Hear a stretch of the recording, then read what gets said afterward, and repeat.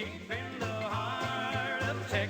right, well, we are going to talk about Texas right now because lucky for us, we've got Texas Governor Greg Abbott in our studio right here on Bloomberg Radio. Welcome to Bloomberg Radio. Thank you so much. Great to be with you. Probably not the first time it's not only not his first rodeo, it's not the first time he's heard deep in the heart of Texas. How often do you hear that?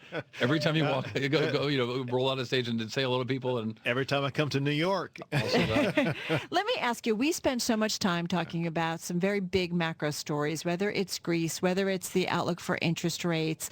Tell me about the big macro stories that most concern you in running the state of Texas.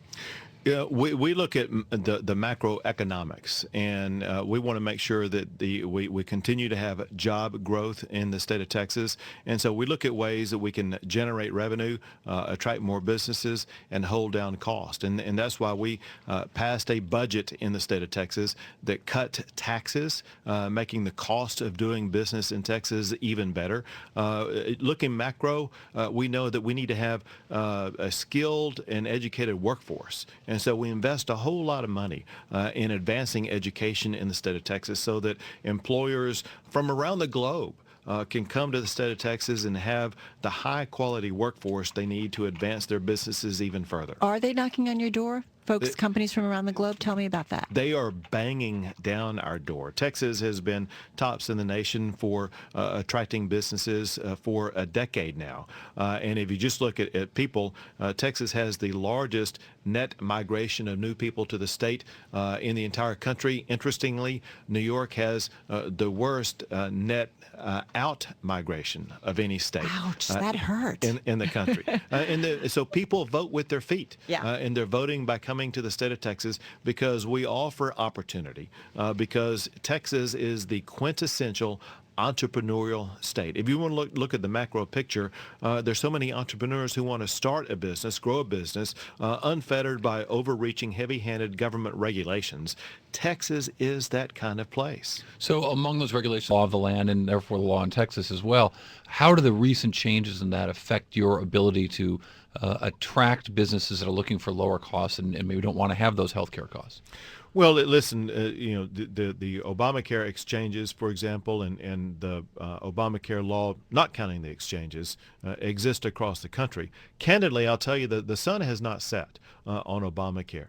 I think that the next president likely is going to be working more along the lines of what we are trying to achieve in the state of Texas, and that is allowing the states to have block grants or quasi-block grants so that we can construct a healthcare system that adjusts to the people of our state. Understand this.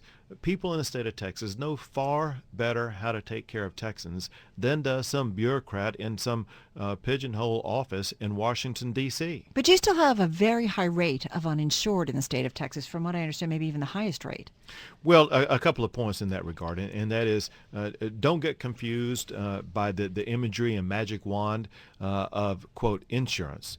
Insurance does not mean access to health care. And for our viewers in the Northeast, we'll call it insurance. But we'll allow you that. Exactly. Insurance does not equate to access to health care. And that's why the Medicaid system is broken, because doctors are leaving the Medicaid system, and you can be signed up for Medicaid but not have access to health care because there is no doctor out there to provide it. And so we are trying to break away from these flawed systems of health care that don't really provide access to health care. Know this and that is, even though someone in Texas may not have health insurance, they still have access to health care. Well, they might not be able to afford it. Well, say it again. They might not be able to afford it. They might have access to it. You might be able to walk into a hospital and pay for it out of your pocket, but you might not have anything in your pocket to pay for it with. With the rising incomes in the state of Texas, they will be able to afford it. And remember this also. I mean, this is just a reality, and that is Texas does have more immigrants from outside the country than many other states. And by the way that Obamacare is written, they do not qualify for Obamacare. It's interesting. I was reading a story that talked about how Houston and how culturally diverse it is and ethnically diverse. What do you think about Donald Trump and immigration and the issues that he has come out and certainly put front and center all of a sudden? Well, let me put this in context, and that is that I was the recently elected governor of the state of Texas, and one thing that I ran on is that my wife would be the first Latina first lady in the history of the state of Texas. And it worked well. I got about 45% of the Hispanic vote in the state of Texas. In Texas, Hispanics, I think, really connect with the Republican Party, and there's a reason for it, and that's because in Texas, the Republican Party stands for opportunity. And if you look at the Hispanic community in Texas, and maybe writ large, you see people who are very entrepreneurial, and they connect with the policies that Texas promotes. Real quick, we haven't talked about oil at all, and the downturn in oil prices is having an enormous effect in Texas, not least of which because of the horizontal drilling activity going around in different parts of Texas. A lot of that gas, but a lot of that oil. How has the fall in oil prices affected that? And with the news of an Iran settlement, there could be a lot more oil on the market, so whatever we've seen could go on for a lot longer. Well, first, I mean, obviously, with Texas having such high production of oil and gas, the downturn in the price of oil and gas hits the state of Texas. However, because we have such a diversified economy in the state of Texas, we are continuing to grow jobs, continuing to expand our economy, even with the downturn of oil and gas. Let me raise this one quick point, and that is, imagine, if you would, for your listeners, what state in the United States of America leads the nation in technology exports? Most people would think California. In fact, it is Texas. That shows how diverse our economy is. But that also speaks to sort of the manufacturing of technology in Texas, both with Dell or with Apple's new facility and the Samsung facility making chips.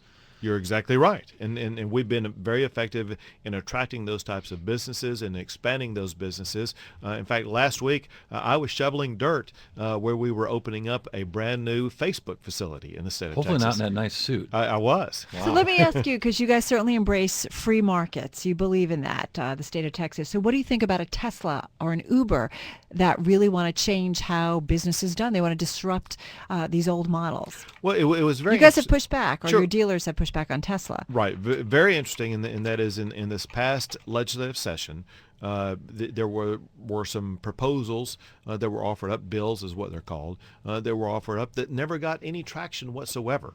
And so for whatever reason, it's something that just has not caught traction in the state of Texas. Do you think that's right? Well, what I think is right is for the representatives and senators who represent their constituents to be able to push the legislation that their constituents want to have pushed. But do you think it's right? Do you think you should be more open, or the state should be more open to something like an Uber or Tesla? Well, I would want to dig down into the details. What I have found is that Texas has a very robust, a very open, very effective automobile sector that seems like is working quite well the way that it is. So I'll